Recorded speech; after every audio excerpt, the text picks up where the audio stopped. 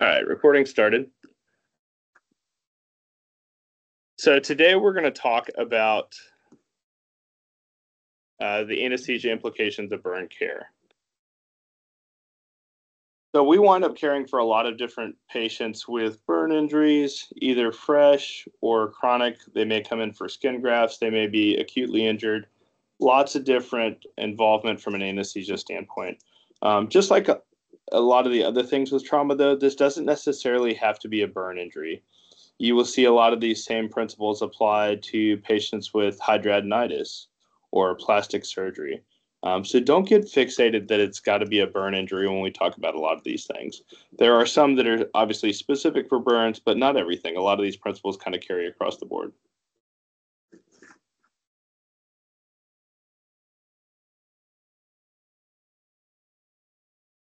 So lots of different types of burns out there. The most common ones that we generally think of are heat. But no matter how it happens, you're winding up with some sort of injury to the skin and tissue. Whether it's friction, think about when you were a kid and something rubbed across your arm or leg, or you did the little rope burn thing to your brother or sister. Electrical injuries are very common and devastating. You can have chemical injuries as well as radiation injuries. Whatever the underlying cause is, the ultimate injury is the same, that you wind up with pretty significant damage to the skin and tissues. The one thing that does vary a little bit from one to the next is that sometimes you will have other involvement. Say, for instance, you have somebody that's been in a car fire. So a lot of times we think of the heat as being the devastating part of it, but in reality, it's usually the toxic exposures to things that aren't supposed to burn. So think about plastics, cloth, those sorts of things. A lot of those materials, when they burn, give off toxic substances, cyanide being a very common one. On the other hand, if you think about somebody with chemical injuries, you may not only have the burn injuries, but you may also have chemical reactions that are going on inside the body as a result of the fluid and electrolyte shifts. So those things may have to be managed a little bit differently, even though the skin and tissue injuries are the same. So just kind of keep that in the back of your mind as you're working through burns. So when you start looking at burn injuries, what you'll see is that the depth of the injury really is kind of determines the extent of the damage to the patient, with the exception of some of those special things. Say, for instance, you have somebody that's been trapped in that car fire or house fire. On the surface, they may not have any sort of burns, but because of that toxic exposure, they may actually be in cardiac arrest or already dead. Likewise, you may have somebody with an electrical injury where on the surface they have very thin or very small tissue injuries, but because they turn themselves into a big conduction pathway for the electricity, they've got pretty significant injuries internally. But primarily, you'll see that the thermal injury depth is in reference to the temperature. So things that are very hot or very cold ultimately will result in more thermal injury. How long they were in contact with it. So shorter contact is generally better than longer contact. The one kind of exception to that is if you think about electrical injuries, what you'll see is a lot of times that people, as a result of the way the injury occurs, are thrown by the impact or thrown by the electricity, or they fall. So you may see somebody that again has very limited thermal injury or burn injury, but because of the way the injury occurred, they've got pretty significant accessory injuries. And then the thickness of the skin. When we start looking at burn surface areas, one of the things you'll notice is very apparent is kind of critical areas where the skin tends to be a little bit thinner. So think about the face, think about the genitals, think about joints, think about hands. Those things that tend to have a little bit thinner skin may have a higher incidence of severity as far as burn injury. Most of the time, burn injuries will involve the epidermis and the dermis. There are some examples where it goes a little bit deeper and may all go the way down and involve muscle, bone, those sorts of things. Those are generally found with electrical or very devastating burn injuries. Most of the burns we see will not involve tissue that deep. So kind of common examples of burns we see, usually we think of fires, so flames. We will see patients from house fires, But most of the time, what you'll see from burns are very minor things. Somebody had a shirt that was exposed to heat. Somebody accidentally caught that shirt on fire. Somebody, we commonly see this injury pattern of like stupid things, and it's generally guys. It's also the same injury pattern that's associated with snake bites. So there's kind of a mnemonic out there, but it's usually the 5 T's. And don't be offended if any of these apply to you. But generally, it's testosterone. Males tend to do more dumb things than females. Tattoos. Not that there's anything wrong with tattoos, but they do tend to predispose us to some injury patterns. Tequila. We tend to be intoxicated when we're making these poor decisions. Um, you will see sometimes that they associate the tooth to tattoo ratio, which is kind of how the tattoo really feeds into things. So people tend to be drunk. They tend to make poor decisions. They tend to be male. And one of the big things we see is that people pour flammable substances on something that's already ignited. I'm sure we've all been there before when somebody was cooking on the barbecue grill and decided they needed to add a little more lighter fluid, or somebody was at a campfire and had to throw something into the fire. We see a lot of those sorts of things that happen that result in kind of widespread burn injuries. And if you happen to work in a trauma center, a burn center, or a plastics clinic, any of those places, you'll see that these things occur pretty regularly. Other things you see, touching hot, warm things. So think about touching the stovetop or taking like the lid off a pot that's boiling and you get a steam burn. The good news is most of these are generally very short contact, so you don't have extensive thermal injury. Whereas things that you can't get away from, you may notice that they have a little bit more extensive injuries.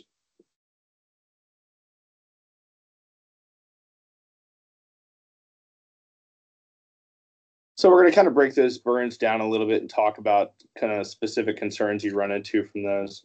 Electrical burns are generally one of the more devastating ones we see. And what you see is that the electrical energy is transformed to heat when it passes through the body. So as I was saying, basically you've turned your body into a conduction pathway for the electricity. Generally pretty devastating. Common ways we see this happen, not what you think of. It's not usually electricians. It's not people sticking fingers in outlets or forks in outlets or whatever. Those are very short limited. You know, you have a little bit of tingling, but generally they don't wind up with actual burn injuries. A lot of these that we see will be more either lightning or high tension. So common injuries among linemen, the guys that go out and put up power lines. I've seen multiple significant injuries from them when they happen to, in spite of all their safety precautions, come into contact with a high tension line under power. And we'll talk about those a little bit more when we get to describing the wounds.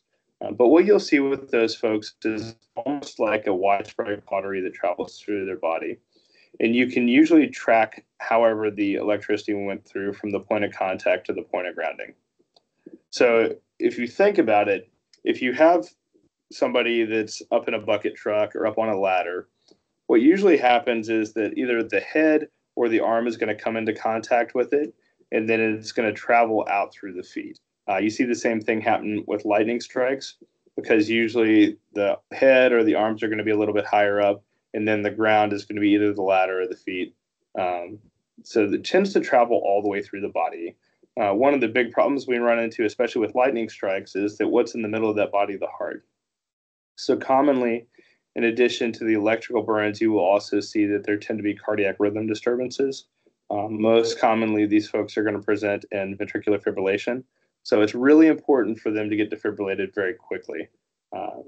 The other thing you see, especially if you're talking about lightning strikes, is these folks tend to not be alone. My sister had a friend in high school that they were out playing softball. Wasn't even like a stormy, nasty day that would make you think you needed to go inside. There were storms in the area, but they were quite a ways away. And there was a lightning strike on the softball field. She was killed, and there were like 5 or 6 other people that were injured by the lightning. She just happened to be the only one that went into cardiac arrest. So it's very important for us to recognize that the burns may be kind of the distracting injury. The cardiac rhythm disturbances may really be the most important thing you see. Factors that come into play as far as the extent of the injury for electrical burns, the pathway of the current, like I said, Generally, it's going to travel from the point of contact to the point of ground. So unfortunately, it usually goes through the body, through the cardiac structures. The resistance, and then the strength and the duration. So think about DC injuries are generally a little bit worse than AC injuries. Most of our houses just have AC that we have access to. So it's generally not quite as bad. You will also see that with those DC injuries, they tend to stay in contact with the source longer. So when you think about these things, one thing for you to keep in mind out in the general public is your safety as well. Obviously, if you're at a baseball game and there's a lightning strike, then it's pretty obvious there may be another lightning strike. But they're not usually staying in contact with lightning. On the other hand, if you're someplace where somebody gets into contact with a high tension power line or something with a continuous current, maybe power lines fall down on a car, you have to remember your safety. In spite of the fact you want to run up and help them, you don't want to injure yourself as well. So think about things that do conduct that you may not want to use to try and either get the power line away from the person or get the person away from the power line. So things that are poor conductors like wood may be a better choice than, say, grabbing a metal pole and something like that to push the power line away. Friction burns are exactly what they sound like. Basically, it's a combination of mechanical disruption that then generates heat. Think about ropes being wrapped around arms, legs, or like I said, if you go back to when you were a kid and you went and like rubbed your arm on somebody else, something like that.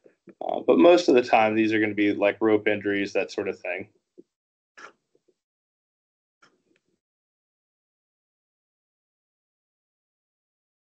Chemical burns, as I said before, the chemical burns cause a series of things in addition to the burn itself. The biggest thing we have to worry about is the alteration in pH depending on the compound that then goes on and disrupts the cell membranes. So you may have widespread cellular disruption that results in electrolyte imbalances in addition to the burn itself. These tend to also be kind of widespread burns. If you think about things that would cause chemical burns, they're generally either liquids or powders. You will see some aerosol chemicals, but it's primarily going to be a liquid or a powder. So they tend to splash. They tend to have kind of weird injury patterns. But as part of that, you can have kind of widespread injuries across the body. Same thing as before, the magnitude of the injury is really related to the duration of the exposure. So things to think about: how quickly you can decontaminate people. Most of the time, that's done by removing clothing. And then commonly we'll use water to irrigate the substance off. There are a couple of chemicals you have to be very careful about adding water to. But for the most part, dilution of the toxin is probably your best approach to decontamination. Getting them out of the environment as well, especially if it's something that could be caustic to kind of prolong the exposure. Again, be careful thinking about yourself while you're taking care of these folks, because you may notice that you're going to be exposed to it as well. If they're in that environment, you're in that environment. And we see a lot of times that we have kind of a second rescue or injury where you're trying to help somebody and you don't think about yourself, and then you wind up ultimately being injured as well. Radiation burns, fortunately, aren't very common, but they do tend to be kind of devastating. Uh, I think probably the biggest example that comes to mind is, from our standpoint, is patients that are going through radiation therapy, because they do wind up with radiation burns. If you see the skin of somebody that's had a radiation therapy, you'll notice it becomes very friable.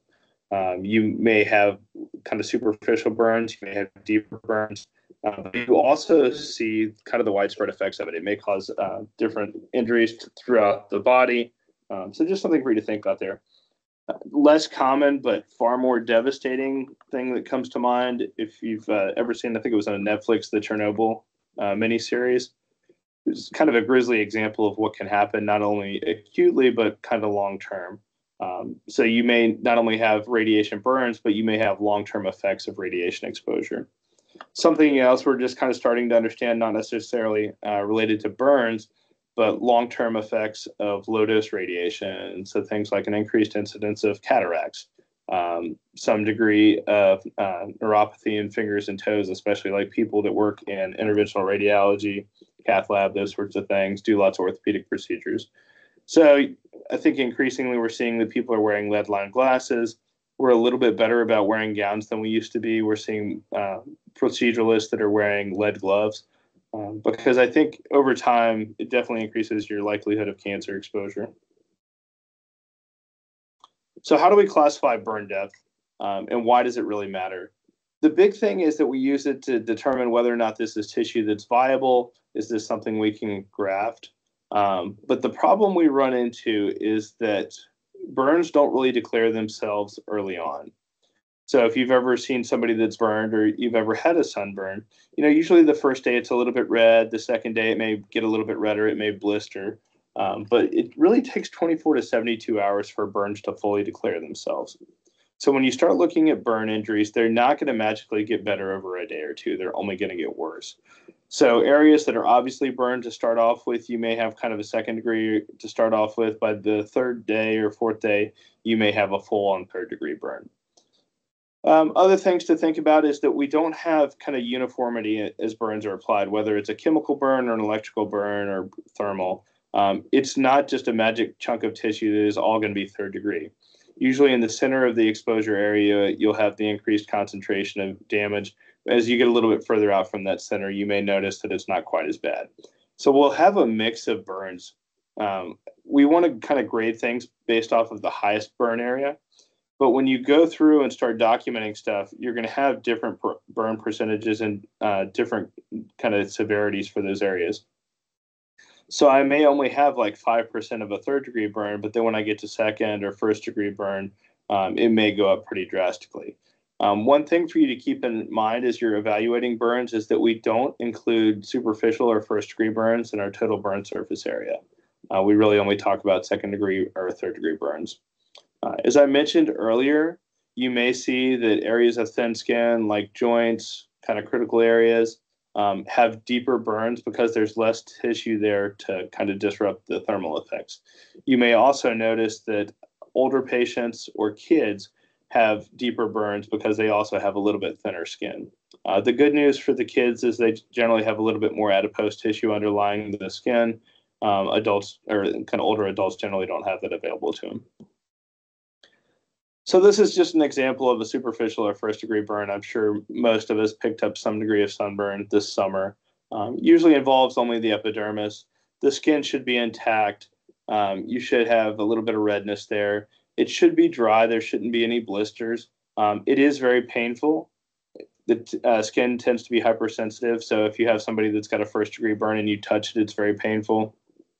If they get in the shower, especially if there's an exposure to kind of extremes of temperature, either very hot water or very cold, it's very sensitive to them. The good news is it heals very quickly, usually within about 3 to 6 days. You also have superficial partial thickness or second degree burns. Don't get too bogged down on the terminology for it, as far as whether it's superficial, partial thickness, full thickness. The degree tends to be a little bit more common nomenclature. But a lot of times people prefer the description that you get with the superficial partial thickness, superficial full thickness, those sorts of things. So for second degree, it's going to involve the epidermis and part of the dermis. You're going to have kind of a mottled red color. With this, you will see blisters or weeping. Some of us have probably had sunburns before that kind of progressed almost to a second degree stage where you had blisters or weeping, something like that. You go to the beach, you're not paying attention, you don't put sunscreen on. Things like that can happen pretty quickly. These tend to be very painful because the nerve endings are usually exposed as a result of the loss of tissue overlying the area. So things you can do to prevent it, obviously sunscreen, covering tissue, those sorts of things. They usually heal on their own over 10 to 14 days, so a week or two. But it also depends on how severe and how much of an area you have. If you have widespread superficial partial thickness burns, it may be a little bit harder for patients to recover for it. So just keep that in mind, that kind of localized burns may not be a big deal. Another thing you'll see as we start looking at stuff, if you look at that foot that's on the bottom picture there, what do we notice about that injury? What stands out as kind of strange?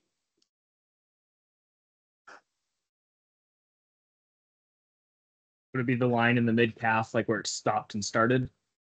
Yeah. So what do you guys think happened here?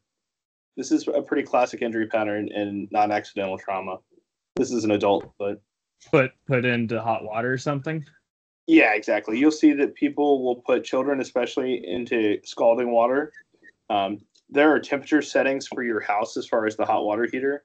I think a lot of adults kind of increase those because we want a little bit warmer shower or warmer bath. But kids, because of that thin skin, may be more susceptible to injuries at that point.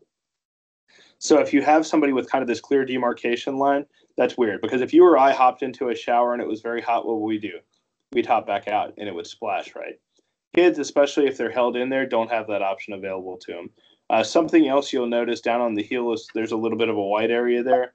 That was probably where the foot was in contact. So they may have just stepped their heel into it. But especially if you have like bilateral injuries, so somebody has put a kid into the water and both legs are affected, that's weird. Most adults don't just hop into the shower or the bath with both feet. It tends to be one at a time. So just notice things like that. And when you have kind of clear demarcation lines, that's kind of a warning sign for you. This is just another example for you with various stages. You've got the blisters that are apparent. These obviously are not as severe as the first ones we looked at, but just something for you to kind of keep in mind there. This is the second part of second-degree burns, so these are deep as opposed to superficial. And what you're seeing here is it tends to go a little bit deeper into the dermis. You'll have a decrease in the moisture. So whereas the superficial partial thickness tend to be very weepy and fluid loss, a lot of times with the deeper ones, you'll notice that you don't have quite as much moisture in the area. You also tend to have a lot of color change there. Without regard for the patient's underlying pigmentation, you'll notice that they tend to become very pale. There's decreased perfusion to the superficial area. So you may notice that they have no blanching or kind of an absent capillary refill there.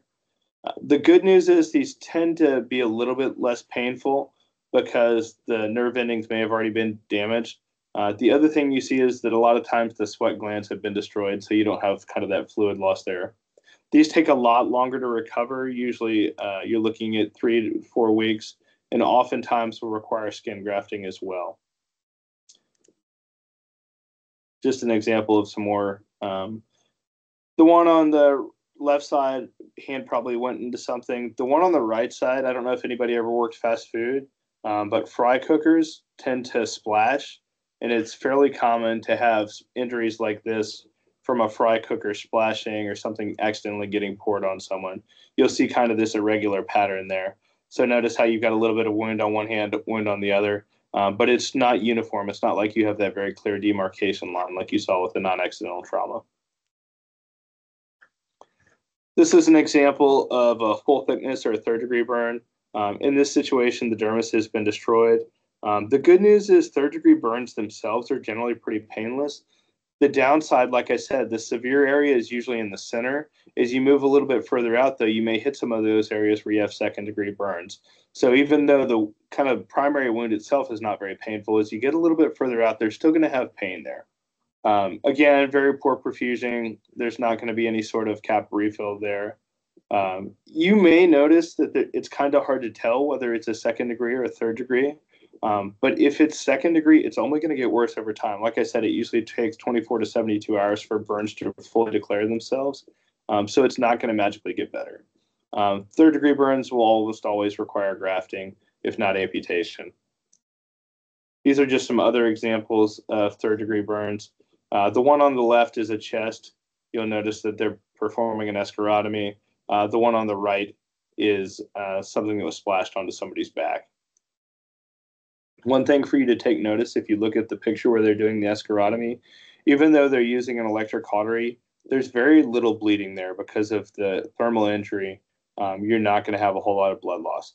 Now, what you will see a lot of times is as they start to get to viable tissue, you'll start to see bleeding, but that's a good sign. When we're doing things like amputations, when we start getting to healthy tissue that's bleeding and viable, that's kind of a sign for us to stop.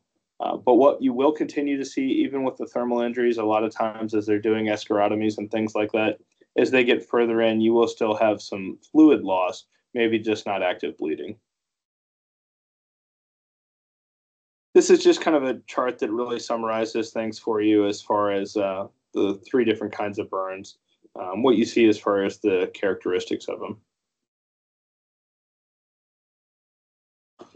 So one of the things you'll need to know for board as well as life is how to estimate burn injuries. So as I said, superficial burns are not included in the BSA or the body surface area percentage or burn surface area percentage. you'll see those tend to be used kind of interchangeably. The most common reference tool we use is what's called the rule of nines. So it kind of gives each body part an assumption as far as how much of a percentage of the body it accounts for. So the head is 9%, each arm is 9%, 4.5 on the front, 4.5 on the back. Each leg is 18%, 9 front, 9 back. The anterior trunk, chest and abdomen, is 18%. The posterior is 18%. And then you may hear it referred to as the critical 1%, but the perineum is 1% as well. Now, this is for adults. We're going to look at the difference for pediatric patients in just a minute. The problem you run into is that this is a good estimate, but as burns don't really fully declare themselves, and you're guessing as far as burn area, if I've got somebody that's got half an abdomen and half a chest, okay, maybe I'm just going to call that 9% as opposed to the 18%. There's some more specific formulas you can use to account for it, but this is a good starting point for you when you're looking at how badly burned somebody is. So this is kind of the big difference between children and adults. One of the big things you'll notice is that going from the adult patient to the pediatric patient, the head tends to be disproportionately larger. So they tend to get a little bit more credit for that. With the adults, we only do about 9%. Children, we do 21%. Kind of taking away from other areas, chest, abdomen, legs, those sorts of things. So just something to think about there for pediatric patients, because they do have to be a little bit difficult for us when we're thinking about burns. For your test as well as for boards, I would make sure you knew the rule of nines. You'll probably get a couple pictures that kind of give you examples of, this patient is burned over these areas. They may give you a picture. They may just tell you the areas, and they're going to want you to calculate the burn surface area. Or they may ask you to take it a step further from that and calculate fluid replacement for somebody that is burned. This is a little bit more specific method that we use called the Palmer method. And basically it uses the assumption that the patient's palm with the fingers is about 1% of the body surface area. Remember, it's the patient's palm, not yours. If I put my big old paw on some little kid, it's going to be a little bit bigger than their 1%. The downside is most people aren't willing to move their hand around, especially if you're touching the burned areas. So you may be able to use it as a reference. Again, it's just kind of an estimate when you're trying to figure out the burned area. But this is a little more specific, especially if you have irregular areas and you're trying to be a little bit more detailed. So problems we run into as far as like when we're kind of trying to accurately estimate burn surface area, we tend to underestimate larger burn surface areas. Part of that is because, as I mentioned, that you're not really sure how badly burned they are for a couple of days. We also tend to be a little bit more conservative when we're guessing at kind of burn areas. So if you think you've got somebody that's kind of approaching burn center criteria, and we'll talk about that in a little bit, go ahead and round it up. It's probably more appropriate for them to get to some place where they take care of burns on a regular basis. Other things to think about, kind of irregular shaped bodies. So for instance, if you have somebody that has a large breast, they may have a larger surface area in the chest as opposed to other areas because they do have more involved tissue there. So just kind of keep in mind that patients are a little bit different. These are only kind of formulas to help us estimate things. So what happens inside the body? You've kind of got two conflicting priorities here depending on where they're at in the burn process. So what you'll see is that they tend to go into a relative hypovolemia that results in decreased perfusion. So because of the fluid loss, you tend to see that a lot of the intravascular volume is lost to the interstitium, and ultimately it evaporates from there. It's absorbed in dressings or something else. So you will have a relative hypovolemia, but at the same time, you tend to see that they become very edematous because as the fluid leaves the intravascular space and goes out into the interstitium, the tissue itself becomes very edematous. So you've kind of got two competing things there. In one sense, they're fluid overloaded because they're edematous, but they're also volume depleted because they've lost that intravascular volume. So what you see is that a lot of times those fluid losses are dependent on the burn size, the patient's weight, and kind of the type of burn. You may see that the actual visible burn surface area is not directly related to the extent of the burn. So say, for instance, you have somebody that's got an inhalation burn. I think the last reference I heard as far as the surface area of the lungs is basically the size of a tennis court. Excuse me, a tennis court. So imagine how much potential for fluid loss and injury there without being able to see a single thing. So that's something to think about there. If you've got somebody that's got more than about 20% total burn surface area, they tend to develop burn shock, and they need to have appropriate fluid resuscitation. They need to go to an ICU, and they probably need to go to a burn center. So just keep that in the back of your mind. We'll talk about some other specific instances where they need referral to a burn center. But this is not somebody you want to be trying to manage at a smaller facility without resources. So optimal fluid resuscitation can be very difficult. A long time ago, and probably until about 10 years ago, we thought everybody needed tons and tons and tons and tons of fluid. And what we figured out is that we thought we were doing the right thing for the patients, and we may be taking care of their initial burn injury, but there may be long-term consequences we didn't consider. So things we worry about initially with under-resuscitation is kind of what I was talking about there. You've got decreased intravascular volume. As a result of that, you've got decreased perfusion, shock, and ultimately you have to start worrying about end-organ damage, kidneys being one of the ones that are most susceptible in times of burn injury. On the other hand, if we give somebody too much fluid, what we tend to see is that the kidneys look a little bit better for a while, but we kill everything else. One of the big ones that we never really thought about was the increased incidence of abdominal compartment syndrome. So when they start leaking out all that IV fluid we've given them, and we generally use crystalloid for resuscitation, so we know it's going to leak out, it's going to cause edema. We think about peripheral edema or external edema, but it could be mesenteric edema. It could be pulmonary edema. So the good news is we were saving the kidneys with all that fluid. The downside is that we were causing kind of a secondary injury there.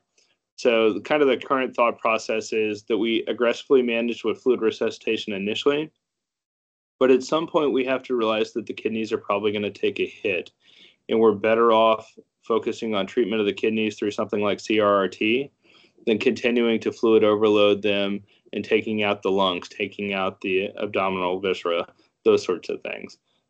Because what we found was a lot of those patients that we were giving all that fluid to ultimately wound up on CRRT anyways. So we're probably better off to not take out the lungs, the abdominal organs, those sorts of things, especially if we're going to wind up having to put them on dialysis at some point along the way. All that kind of makes sense.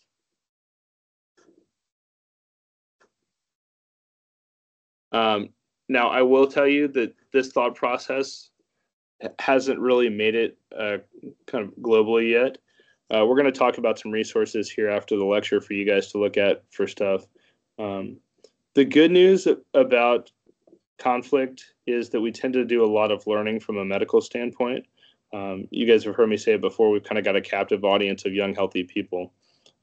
Because of the conflict in the Middle East, we saw that there were a lot of people with burn injuries, prolonged burn injuries, and it gave us a population to really study and realize that we may not have been doing the right thing for burn care.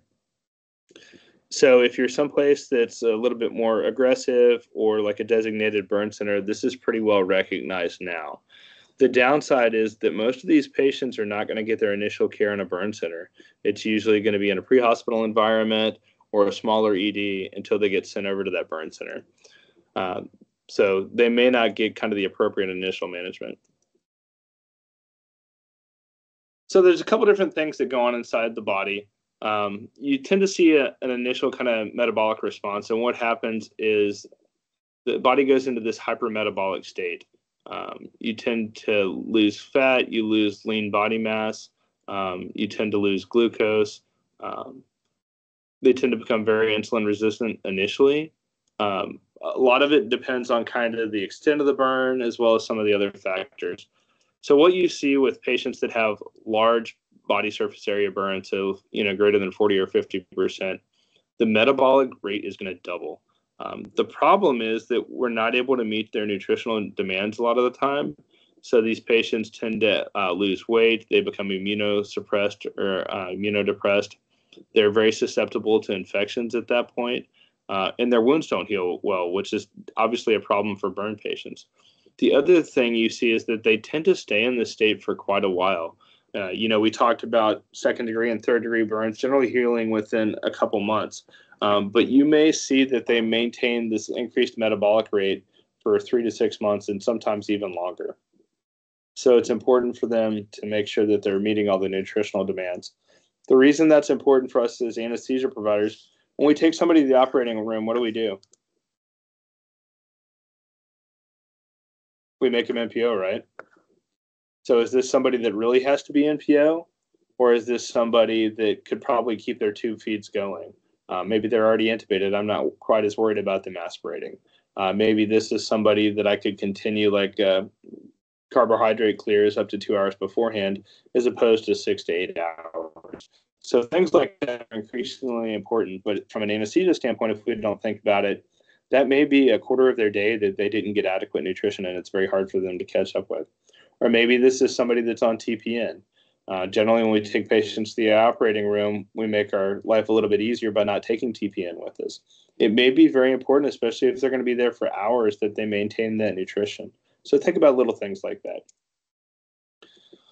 So this is kind of a breakdown as far as what happens with the carbohydrate metabolism. What you see is that as a result of the burn, there's an increase in cortisol levels, catecholamines, and glucagon. And as a result of that, you tend to see that there's an accelerated gluconeogenesis, increased insulin resistance, and then the intracellular glucose just doesn't transport very well. This may go on for years. As I said, 3 to 6 months is kind of an accepted value, but we've seen case studies where it's continued even longer than that.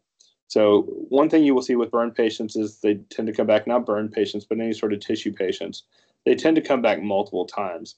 So this may be somebody that's coming back for grafts a year later, 2 years later. Be very mindful of their carbohydrate state at that point. Keep an eye on their glucose, little things like that. Other things for us to think about, we tend to see an accelerated lipolysis, primarily due to beta stimulation. Things for us to think about that may be beneficial for these patients that we're starting to recognize from an anesthesia standpoint is that putting them on a beta blocker may be beneficial. No, I'm not talking about like a one-time dose of Esmol for induction. This tends to be a little bit more of like a daily PO medication. From an anesthesia standpoint, what we need to worry about is how are they going to respond to sympathetic stimulation, induction, things like that if they're on a beta blocker. So you may see that you tend to struggle a little bit more with their blood pressure because they are on a PO beta blocker. So just be mindful of that when you're pre-oping these patients, that they may be on medications kind of long-term that can result in problems for you. Due to a combination of factors, we generally see that they've got a little bit of a proteolysis of skeletal muscle. As a result of that, we try and encourage early PT.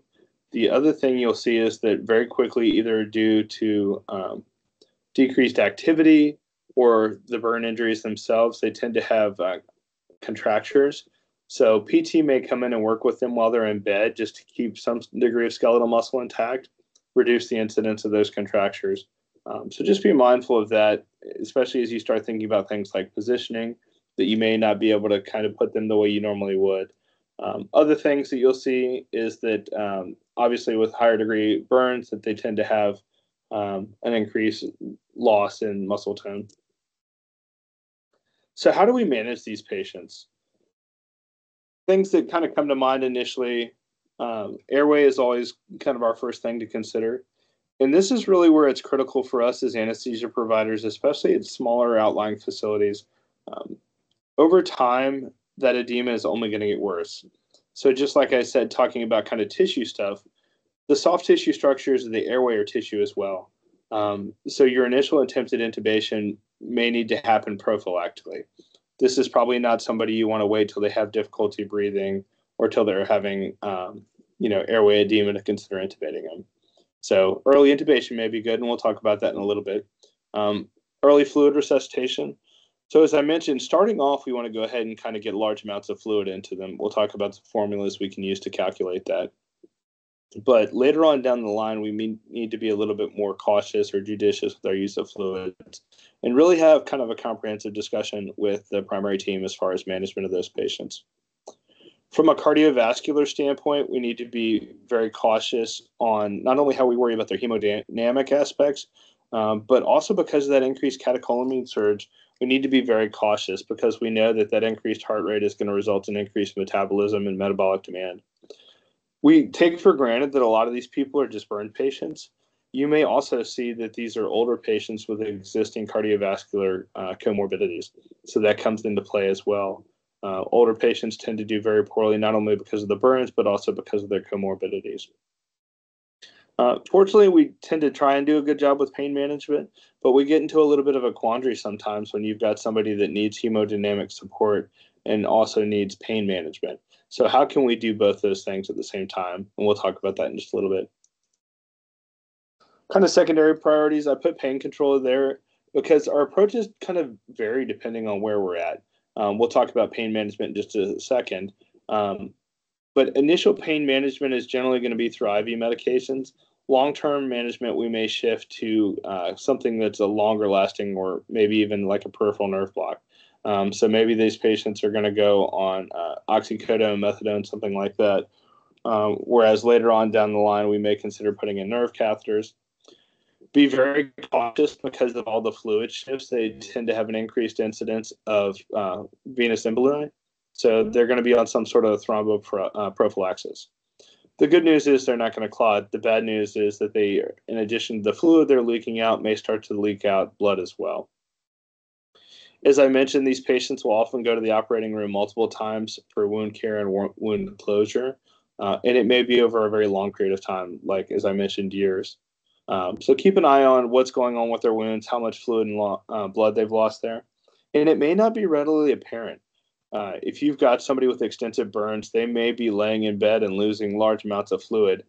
Very rarely do we do like we do with kids and wade diapers or wade, sheets or something like that.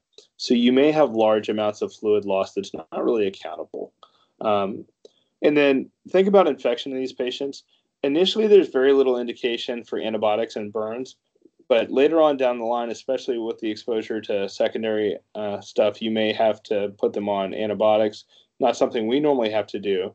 But think about the role that we do play in prevention of infection. So maintaining glucose within normal boundaries, keeping patients warm, keeping them hemostatic, things like that. Other things you may encounter, commonly these patients will not only have burns, but they will also have other associated trauma. So if I've got somebody with a head injury, the head injury is probably going to kill them before the burns will. So I need to kind of be cautious as far as how aggressively I resuscitate them. Same thing with spinal injuries. It may be beneficial in those patients to give large amounts of fluids because they're peripherally vasodilated. So just think about what else is going on with the patients. The other thing is be mindful that those other injuries may exist. A lot of times we get distracted by what we see and don't think about other things that may be present. So from a pain management standpoint, a lot of times what we want to do, because the pain is not going to really wax and wane, is put them on something that's going to get them to a steady state pretty quickly and maintain it. So long-acting opioids, methadone, oxycodone, those sorts of things, really thinking about sustained release formulas. We can also use non-opioid analgesics, so think about things like Tylenol, stuff like that may be beneficial. Ketorolac, gabapentin works pretty well. We also want to give the patient some control over things. So PCAs are commonly used in this patient population. A lot of times in those PCAs, you're going to find either morphine or hydromorphone because they are a little bit longer lasting. So the patient may realize that this is something that's painful for them, whether it's moving in bed, trying to sleep, and give them a little bit of autonomy over that process. Ketamine is used pretty extensively for burn patients, especially from a procedural standpoint. So you may see that the patients using are getting IV ketamine or sublingual ketamine for dressing changes, things like that. So maybe they've achieved steady state as far as their analgesic level, but then for a procedure, they need something else. And it may not be to the point of involving an anesthesia provider. It may be just they get a bolus of IV ketamine. Other things that you need to kind of keep in mind, a lot of times we will supplement the analgesics with anti-anxiety drugs and get kind of a synergistic effect. So you may see these patients are on something like a PO Valium or a PO Xanax in addition to whatever opioids or non-opioid medications they're getting. Something to kind of keep in the back of your mind while you're managing and treating these patients, you may see that your PK and PD is altered. So oftentimes we will wind up decreasing doses to avoid making our patients toxic. Or you may see that because of that hypermetabolic state, you may actually have decreased efficacy. So you may have to give more. Part of it is just driven by the patient. So maybe it's somebody you've taken care of multiple times and now you kind of know what they need or don't need. Or maybe it's a new patient. So let the patient kind of drive how you intervene for a lot of those things. Something for you to keep in the back of your mind for a lot of these things, especially if you have burns in those areas. IM opioids generally do not work as well, but just because the absorption is really uncertain. So for the most part, we're going to stick to PO or IV medications.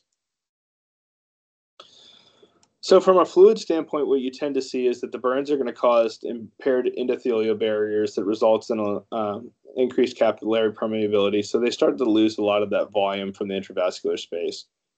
You also see things like a systemic inflammatory reaction that results in histamine release and further kind of promoting that vasodilation of the vessels. So just be very cautious in these patients after they're burned and how you kind of regulate fluids. We're going to kind of delve into that a little bit further now. So you'll see there's some variability as far as when you really need to be cautious or when you really need to be aggressive with IV resuscitation. Part of it depends on the area that's affected. Like I said, if you have something like a pulmonary burn, you may have a very large internal surface area that's not accounted for. But generally, we're going to start using IV resuscitation for patients with a burn surface area greater than about 15%. Remember, as I said before, greater than 20%, they probably need to go to the IV. What formula do we use or what goals do we use? There's a whole lot of variability there. And part of it is because of what's actually going on with the burn patients themselves. It really requires kind of constant reevaluation. And we'll talk about some kind of goals that we can follow. Other things that we run into is that we have these formulas and we tend not to follow them. A lot of times what you'll see is that fluids get put up and they're just run wide open. And we're like, well, it's a burn. We've got to get fluid into them. But the problem is if everybody's doing that, we tend to overload those patients, which results in that pulmonary edema and compartment syndrome. So the most common formula that you're going to run into is the Parkland formula. Funny is that Parkland doesn't follow the Parkland formula. I didn't realize that people didn't know where Parkland was until the other day. I was talking to a CRNA in another part of Texas who didn't realize that Parkland was a hospital in Dallas. So some of you will rotate through Parkland. Some of you will have that as your primary site. So this is where that formula originated. Texas is kind of lucky that we really have some of the preeminent burn centers in the country here. You've got Parkland in Dallas. The U.S. Army has the Institute of Surgical Research down in San Antonio. And then the Shriners Burn Hospital in Galveston is also kind of world-renowned. So as far as burn care in Texas, we're very lucky. You will see that there's other hospitals that do burn care. UTMB in Galveston does a lot of burn care. Herman in Houston does some burn care. So we're pretty lucky from that standpoint. But the way the Parkland formula works is that you really have to figure out your patient's burn surface area. And then over the first 4 hours, or excuse me, the first 8 hours, you're going to give about 2 mLs per kilogram times the burn surface area. And then over the next 16 hours, you're going to give another 2 mLs per kilogram. So over the first 24 hours, they receive about 4 mLs per kilogram.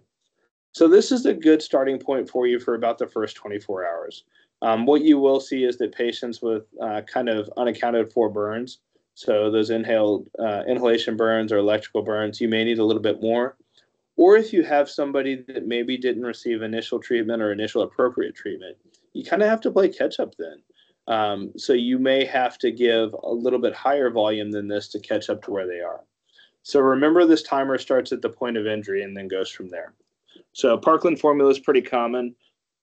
The next formula you'll see is the U.S. Army's formula, primarily targeted at adults. The math for this one's a little bit easier for me, but I think Parkland on the civilian side is a little bit more commonly used. So for an adult, you're going to use 10 mLs per hour times their total burn surface area. If they're over 80 kilograms, you're going to add 100 mLs for every 10 kilograms. So if you've got somebody that's 100 kilograms, 100 times the total burn surface area, and then you're going to add 200 to that. It also accounts for pediatric patients.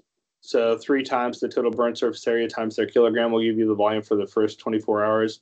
And then similar to Parkland, half the volume over the first 8 hours with the rest of the volume over the next 16 hours. Any questions on these burn formulas? Because you will see those again.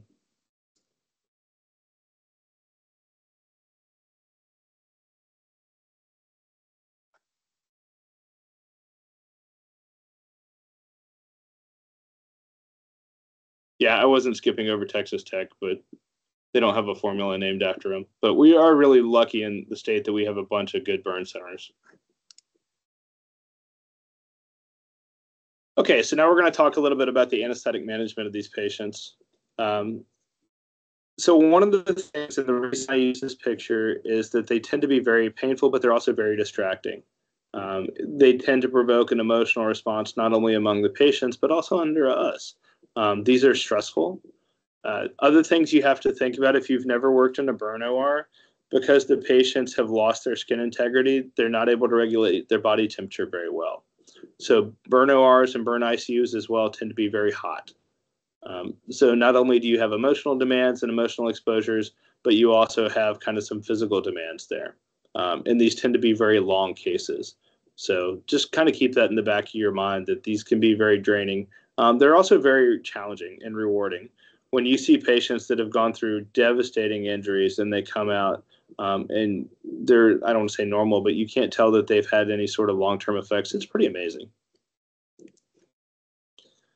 So from an anesthesia standpoint, what do you want to think about preoperatively? So again, make sure that the burn surface area has been calculated, as well as the severity of the burn. Figure out if this is somebody that really needs to be managed at your facility. You will see that there are some kind of cavalier surgeons in some facilities that tend to hold on to patients longer than they should, that really would have had a lot of benefit if they had started off in an appropriate center from the beginning. So this is kind of the general criteria for transfer to a burn center. So if you've got somebody with full thickness burns greater than about 10%, somebody with high voltage or electrical burns, somebody with chemical burns, inhalation injury, or kind of the critical areas that we talked about. So things that would be kind of disfiguring long-term or result in loss of limb. So face, joints, hands, feet, perineum, and then like knees, elbows, shoulders, wrists, those sorts of things. Those patients really need to start off going to a burn center. That's not somebody you want to manage at your community hospital. So assess the kind of the fluid resuscitation where it stands right now. I don't care what formula you use, but use one of them. After this, we're going to look at some burn flow charts that kind of help you out with things, because those are really just targeted for the first 24 hours. And they may not be as appropriate for patients with comorbidities or patients that are kind of non-responders. Avoid giving too much fluid. As I said, a lot of times we start off by just opening up our IV fluids and letting them run wild. That may not be the best thing for those patients. Our goal is to try and get to a urine output of 1 ml or 1 cc per kilogram per hour. So what fluid do we use? For the most part, we use lactated ringers. You will see some places that use saline, but you need to be very cautious using saline, especially in large amounts, just because of the risk of hypernatremic hypochloremic acidosis. And you need to reevaluate what you're doing every hour, sometimes even more so than that, depending on what's going on with the patient. So things for you to think about: urine output goal of 30 to 50 mLs per kilo or per hour, or that 1 ml per kilo per hour if you have that available to you as well, and you're able to kind of know exactly what the patient's weight is. Outside of that hour, you kind of want to evaluate what to do. Is my urine output excessive? Well, then I probably need to back off a little bit on my fluid. Usually we use even numbers, so decrease or increase by 20 to 25%. And then this is just kind of an overall goal for you. If you go back and you're trying to figure out where you stand, usually you're looking at about 1,500 mLs per hour or 250 mLs per kilo per hour. Those are the patients that we tend to see that are fluid overloaded. As you can imagine, that's a lot of fluid to get in an hour. Other things to be cautious with, don't give fluid boluses with crystalloid, because if you do that, we tend to see that that's really where we start to have edema.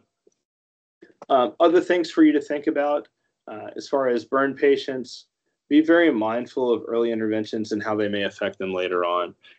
So when we look at the flow chart in just a little bit, you'll see that we may consider using things like albumin as opposed to just straight crystalloid. So say, for instance, if you are not getting a good response from just crystalloid, you may want to go to albumin a little bit earlier. Kids are pretty similar from a burn standpoint. So this is kind of where we start talking about colloids for these patients. And I'm going to show you, like I said, a chart here in just a little bit that kind of gives you a better guideline. But if you've got somebody that's 8 to 12 hours out and you're exceeding that 1,500 mLs per hour, or you're anticipating that when you hit 24 hours, you're going to be over 250 mLs per kilogram, which seems like a huge amount of fluid, right? You want to go ahead and start using some albumin for these patients. That tends to help decrease the edema, tends to help retain some intravascular volume. So there's an estimate here based off of kind of clumps of burn surface area and weights as far as how much albumin you should infuse per hour. One thing for you to keep in mind, this is going to be 5% albumin. It's not 25%, but pretty effective. There's also a role for vasopressors, and we'll talk about those in just a little bit as well. Here's your pediatric dosing. And when you get to that chart that I keep referring to, it's got all these dosages on there, so you really have to get fixated on it. The other thing you'll see is there's a little bit of regional variation. So as far as testing, I'm more concerned with you understanding main ideas for things than very specific doses, especially for things like albumin. So in burn patients, they tend to have kind of two very distinct cardiac phases.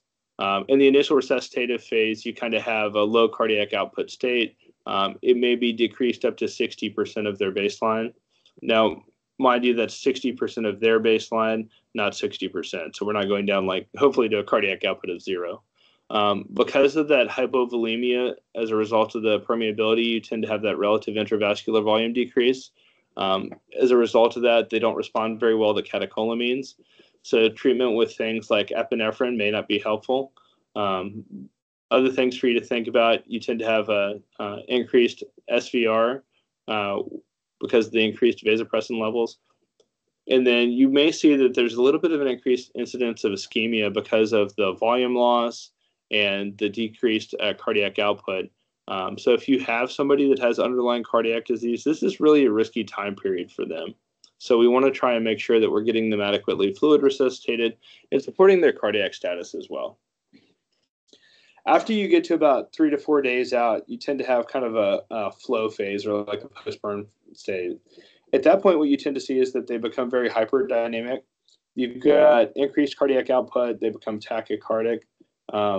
Hopefully, they're starting to get rid of some of that edema if they haven't already.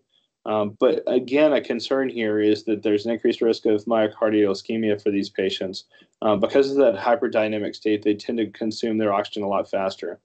So for a different reason, if you have somebody with existing cardiac disease, you want to be very cautious.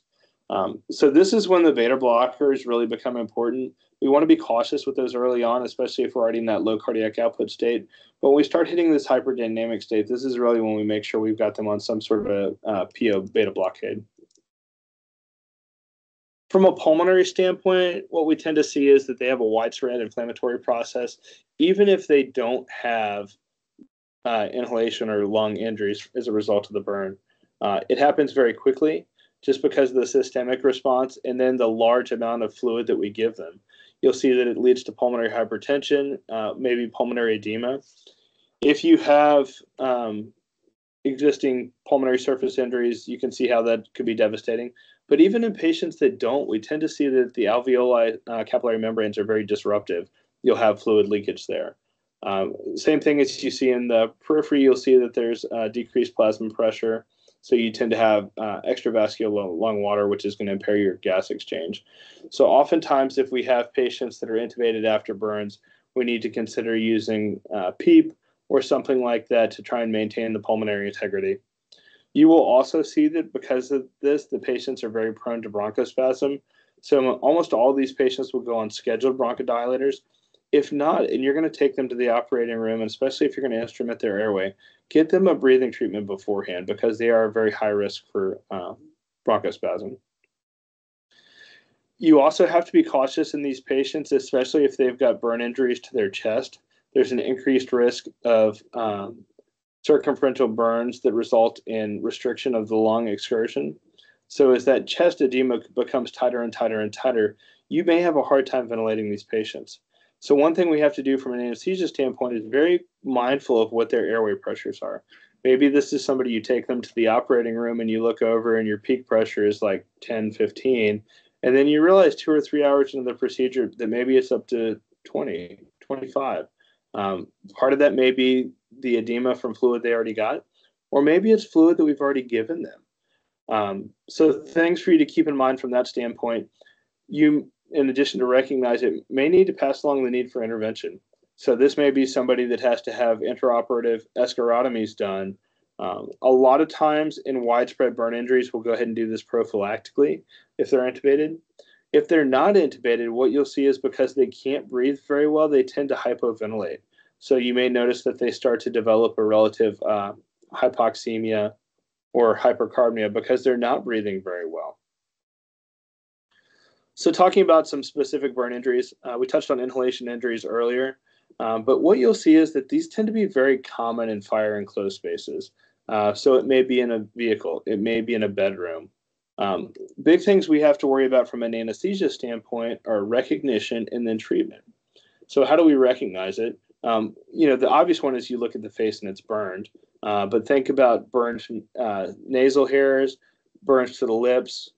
If you open their mouth, you will commonly see carbonaceous sputum or black soot in their mouth.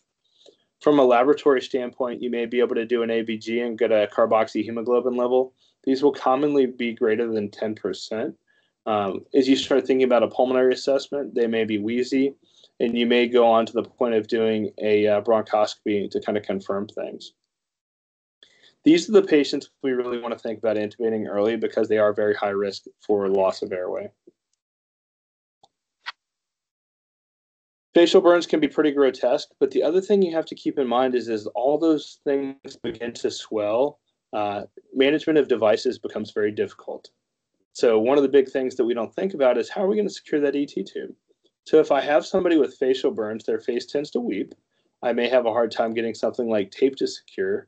A lot of times we'll use umbilical ties, but be mindful with that as that tissue swells, that tie may become increasingly tight. Other things to think about the eyes. If they have contact lenses in place, try and remove them very early on.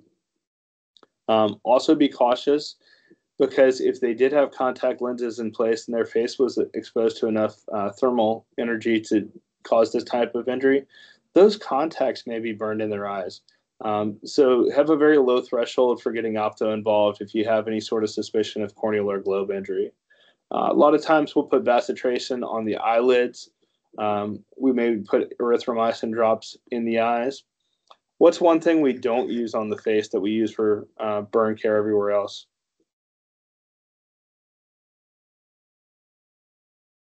So a lot of times for skin injuries, we'll put Silvadene cream on there. We don't use Silvadene on the face. We're going to use bacitracin for burns there.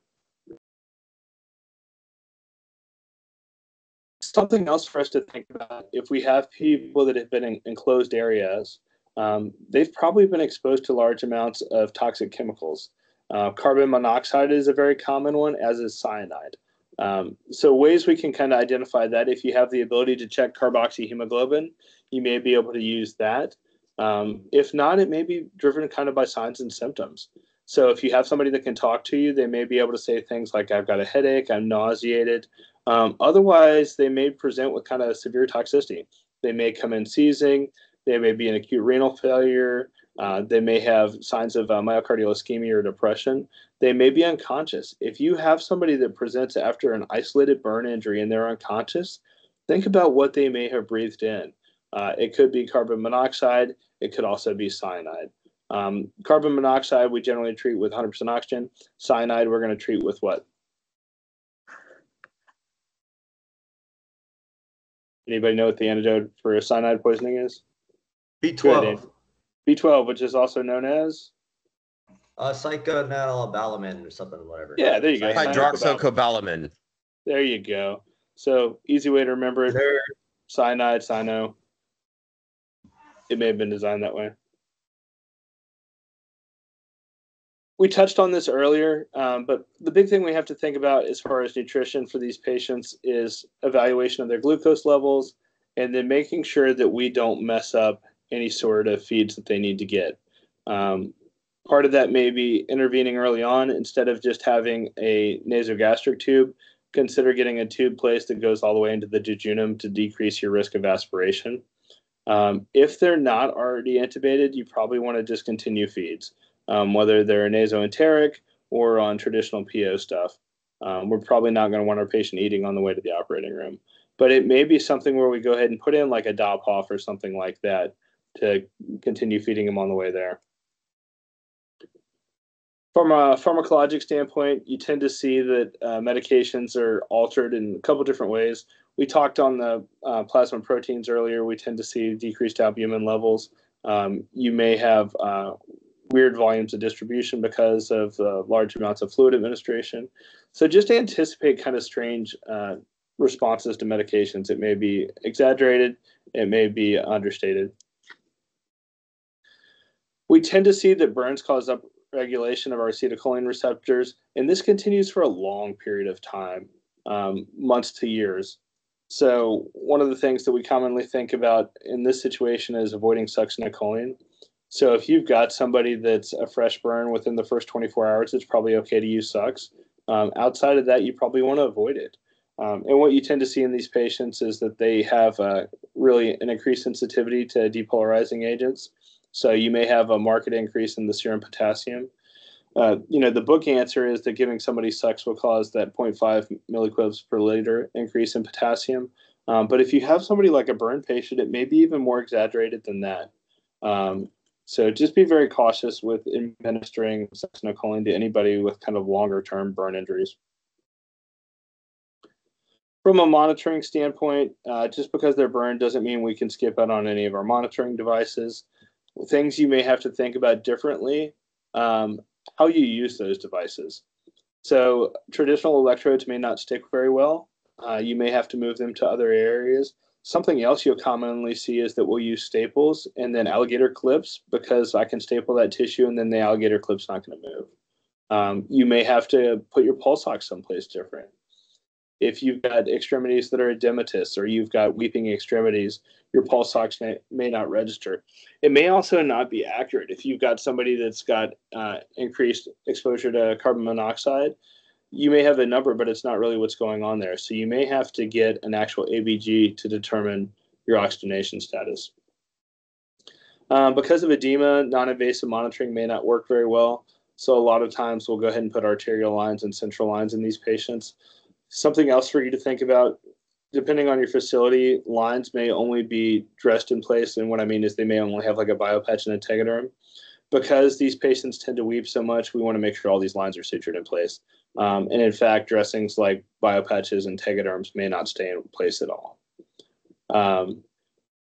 Arterial blood gases are a good way to trend kind of your volume status in these patients. What you really need to look for all these last kind of monitoring things, ABG, stroke volume variation, urine output, is trends. One-time values don't really mean a whole lot. You really want to see kind of what's going on over a longer period of time. Other things, be very cautious with their temperature. Because of the loss of skin integrity, they can lose up to a degree every 15 minutes.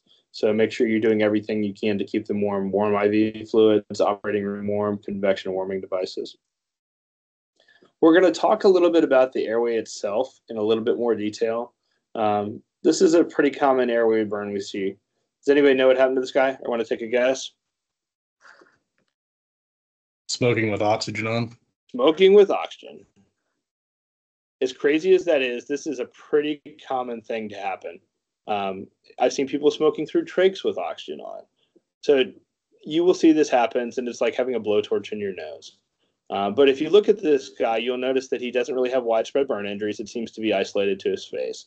So no matter what they tell you, if you see somebody roll in with this situation, start thinking that may be what happened. They could be totally innocent, but always kind of have a warning in the back of your head. As far as presentation, a lot of times they'll show up, they're talking funny. We talked about wheezing earlier. They may have difficulty breathing. The carbonaceous sputum, this is an example of everything on his face being singed. If you've never seen burnt hair, it kind of becomes curly and almost like melted in place. So as you look there around his chin, on his cheeks, and even up to his eyebrows and hair, that's what burned hair looks like. You've also obviously got some carbonaceous tissue there, the black on his face. They may have very deep facial burns, especially if it's a situation like this. They may be unconscious because of oxygenation. They may be unconscious because of toxic exposures. So when you see somebody like this is somebody that pretty clearly needs to be intubated quickly because they're going to have loss of airway very soon. So this is what it looks like on the inside. So on the left side there, you can see what's obviously a very edematous epiglottis. On the right side, it's only going to get worse. So as it goes on, it may be very hard to identify the tracheal aperture. So that's why we try and intubate these patients early. The other thing you'll see is that it's very hard to get that tube to pass in a very edematous trachea. So if I can get them intubated when I'm still able to figure out where I'm going, it's a lot better off. On the right side there is an example of what you may see on bronchoscopy. So as you can see up above there, obviously they've inhaled carbonaceous or have carbonaceous damage to their trachea, bronchioles. You may see a variety of things. It may be black, or you may just see some of the redness with black as you get a little bit further down. Just a couple different airway pictures for you to kind of show you how bad it can be. So you can see that you're a lot better off intubating somebody early on than waiting till they get very edematous and airways are hard to secure. In this case, the fiber optic scope may be your friend. So I would kind of go into this anticipating a difficult airway. So things to think about as far as signs of impending airway obstruction: hoarseness, dysphagia, stridor, clear indications for immediate intubation. Anticipate that this will probably be difficult. You may have edema. You may have limited mobility of the patient, either a result of pain, contractures, or it may be more of a physical thing. If you've got somebody that's lost so much fluid there that they've got Eschar, you may have a hard time instrumenting that airway or moving it around. A lot of times, if they've been burned, you may see that either burn dressings or the weeping tissue may make it very difficult to ventilate them. So you may want to consider preserving spontaneous ventilation in these patients. And what I mean by that is consider doing an awake intubation. Obviously, sedate them, try and keep them comfortable, topicalize the airway, but you may be better off keeping them breathing if you're anticipating it's going to be that difficult. Other things to think about as far as securing the endotracheal tube. I talked about the umbilical tape. Something else you'll commonly see used is the tube either being wired to the teeth or sutured to the lips or face. And LMAs are a great backup for these patients, but we don't want to use them as our primary airway. From a medication standpoint, think about where your patient really stands. If they're in that hyperdynamic state, something like propofol may be good because you get a nice sympathetic blockade.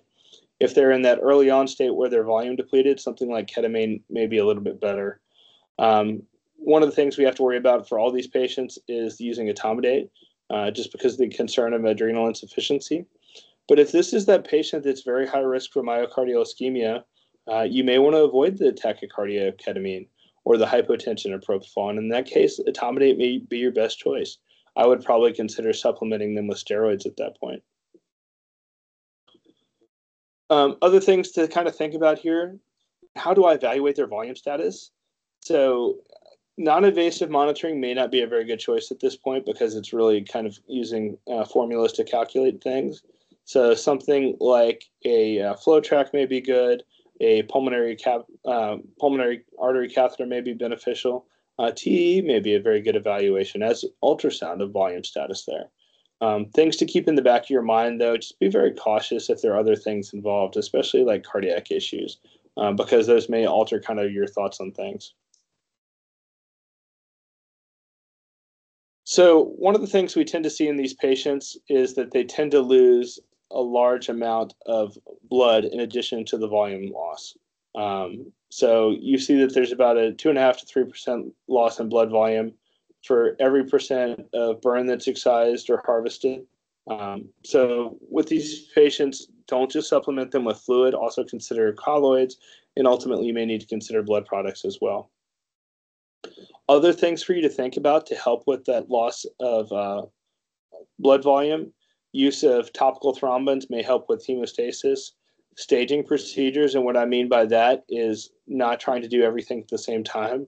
It may be beneficial for the patients to have shorter times in the operating room, even if they have to undergo multiple anesthetics. Other things to think about: administration of subcutaneous vasoconstricting agents may be beneficial, but it may not be, because if you're trying to encourage a graft to take or tissue growth, vasoconstriction may be bad, but it may be a nice temporizing measure for you. You can consider some of the use of the pharmacologic agents. Just be cautious, because TXA in burns is one of the very few times that there's clear evidence that it does increase venous thromboembolism. On the other hand, it's hard to tell if it's because of their underlying state or because of the TXA themselves. We don't use Nova 7 very often at all, just because of the increased risk of thromboembolism, but just things to think about there.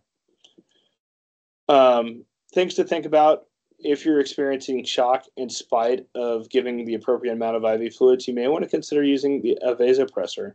The most common ones we use are norepinephrine and vasopressin. And like I said, when we get to that chart, we'll kind of go over what to use when. Just a note on CVP here.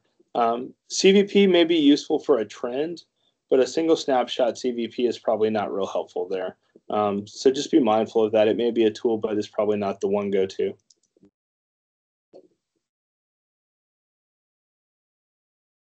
So a lot of times these patients will have grafts taken. What we usually do is administer tumescent local anesthetics to that. So what they're going to do is add epinephrine to large volumes of local anesthetics, and they'll infiltrate that area prior to taking the skin graft. Usually it's going to be a combination of lidocaine, epinephrine, and sodium bicarbonate. And the good news is that it tends to decrease our blood loss. It makes it a little bit easier for them to excise granulation tissue, results in shorter surgical times, tends to reduce the risk of hematoma or bruising post-op.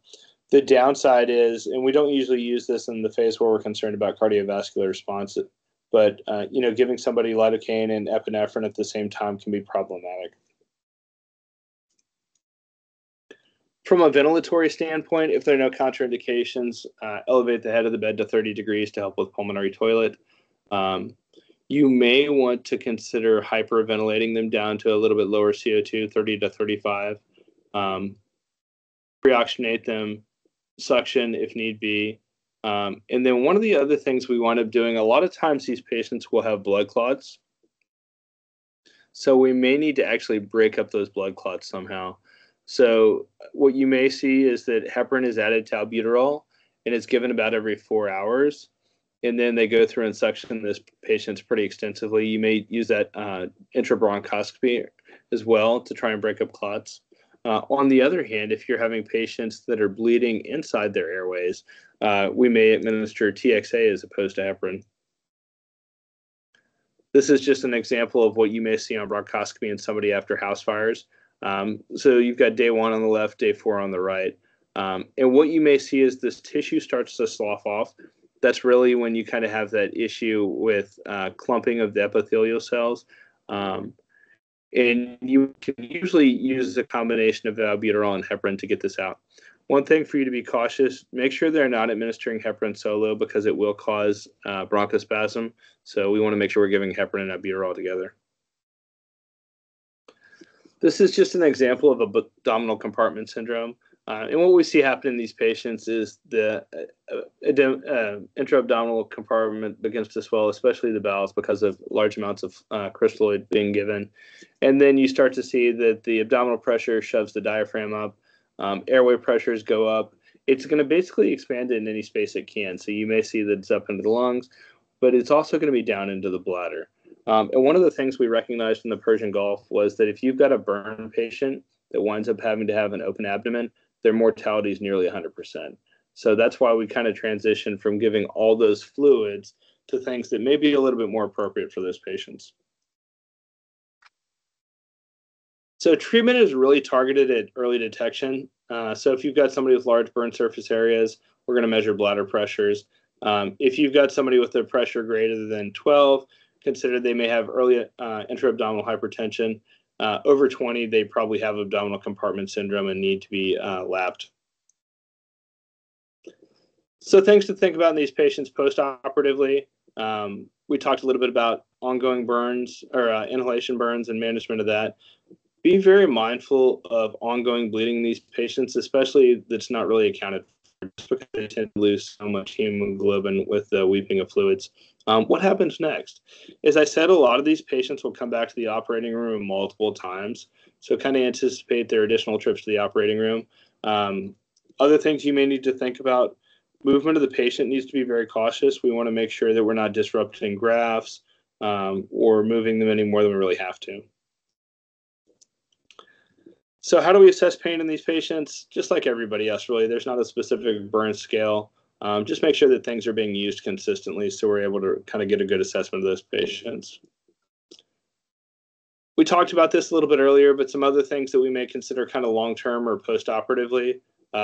Patient-supported use of nitrous oxide, peripheral nerve blocks, or especially catheters in these patients. If you see that they're going to be going back to the operating room a lot, it may be beneficial for them to have that catheter in place. Thermoregulation. We tend to move these patients around the facility a fair bit. So just be very cautious as far as what we're doing to keep them warm while we're moving them around. It may be a matter of warming blankets. It may be a matter of warm fluids as we're doing it, but just be very cautious with that.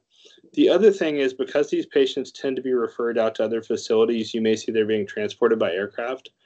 So think about that when you're considering what they're doing to try and keep them warm. Aircraft are a very unfriendly place for burn patients. They tend to be very temperature exposed. So aircraft get hot, aircraft get cold, and it tends to carry on over to the patient. For extremities, think about kind of back to basic nursing wound care. We tend to elevate extremities to reduce the edema. Usually we're going to put them on pillows. We need to be very mindful of the vascular status in these patients. So commonly they're going to do our vascular checks or our neurovascular checks as we start worrying about compartment syndrome.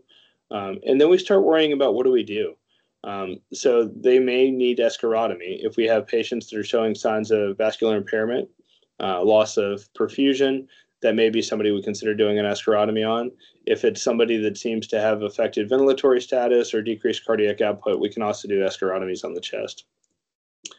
And this is just an example of the escharotomy. All we're doing is cutting through that burned tissue.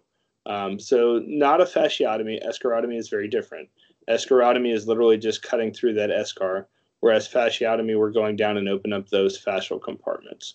So the picture on the right gives you a landmark for kind of common escharotomy sites. So almost like an H shape on the chest. And then with the arms and legs, we tend to open them up on the medial and lateral aspect to allow swelling. Other things to think about in patients, from a GI standpoint, they need some sort of prophylaxis. I mentioned be mindful of how your devices are secured, so make sure they're either sewed or stapled in place. Other things to think about: if you've got somebody with pretty extensive burns or perennial burns, make sure they get a Foley in quickly, because it may not be possible later.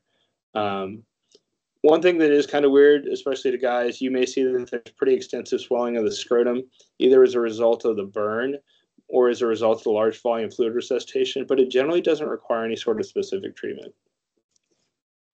Other things to consider: burns tend to be very prone to tetanus, so make sure they get a booster in there. The weird thing that we often don't think about is that IV antibiotics are generally not indicated for uncomplicated burns in the initial phase. You may need them later on, but generally not early on. Also, steroids are not indicated for burns. We touched on this earlier. For topical treatment, a lot of times we'll use Silvadene. There are also some silver dressings out there. Be mindful of these dressings. They're very expensive. And it's not something you can just take off and throw away, but they may affect kind of your intervention for those patients. So just be cautious. There's also some temporary skin substitutes out there like BioBrain.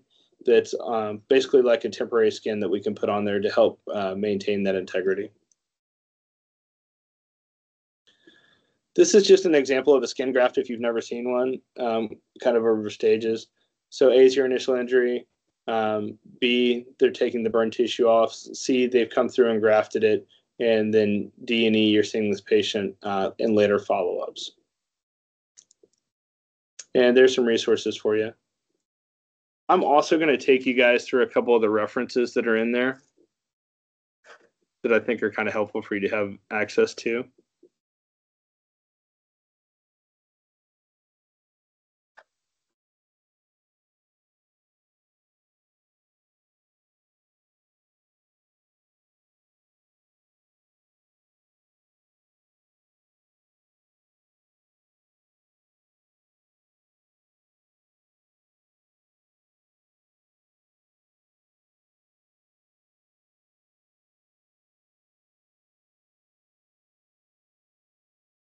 So this is a good website for you.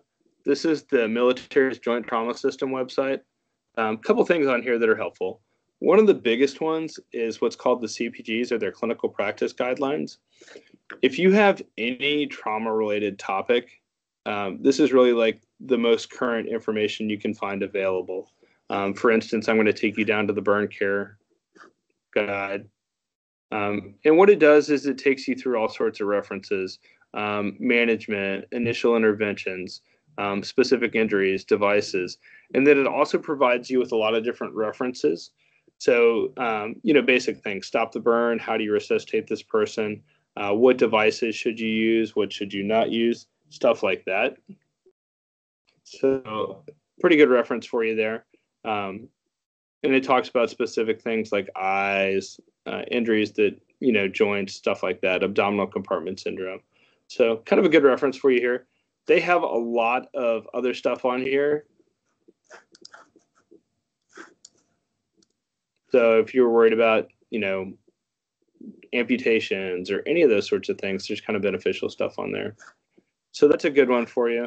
Another one that's kind of helpful, and it's included in your notes, is this burn trifold.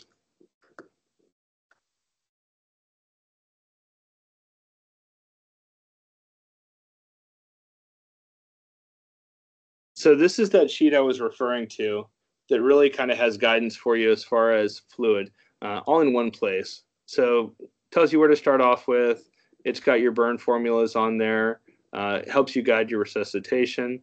And then it also talks about, if patients aren't responding, when should I consider norepinephrine? How should I dose it?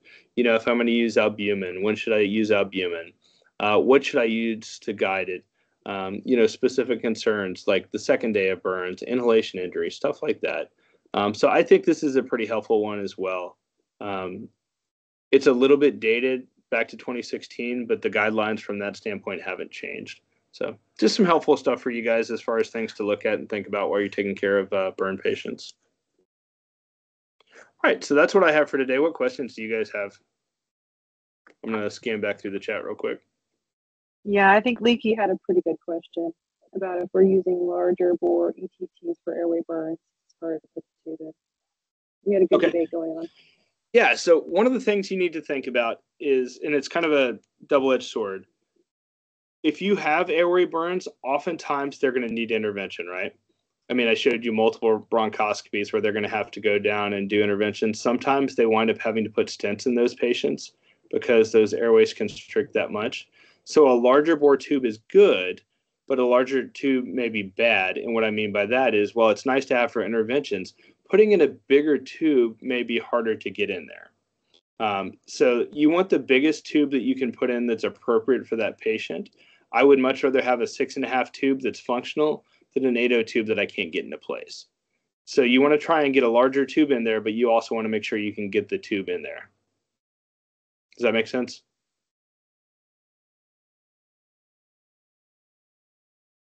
Cool. Yes. Okay. So with that in mind, as Jessica said, that's why it's important to get that tube in there quickly before it starts to swell. So if it's already starting to swell, you may have to go to a smaller tube because that's all you can get in there. So I think that's basically what Mark said. Omar's comment about, I think he was talking about albumin initially, but FFP may be helpful with vascular permeability as well, just depending on what you have available to you. We usually use albumin initially and then consider transitioning to FFP later on down the line.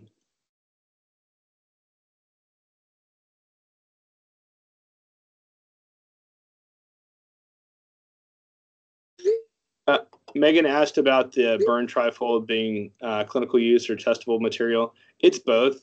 The burn trifold really just summarizes a lot of the things I went over on the PowerPoint just in one place. So it's testable in that respect. It's not like I'm going to ask you what, the third column on the page says or something with that.